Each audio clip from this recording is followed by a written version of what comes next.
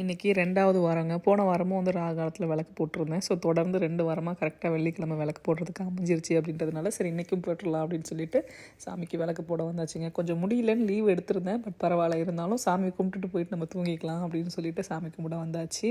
So நல்லபடியாக ராகு காலத்தில் விளக்கேற்றி சாமி கும்பிட்டுட்டு நீங்கள் எந்த ஊரில் இருக்கீங்களோ தயவு செஞ்சு அந்த ஊர் டைமிங் தகுந்த மாதிரி சாமி கும்பிடுங்க. அப்போ தான் நம்ம வேண்டுதல் கண்டிப்பாக நமக்கு நடக்கும்.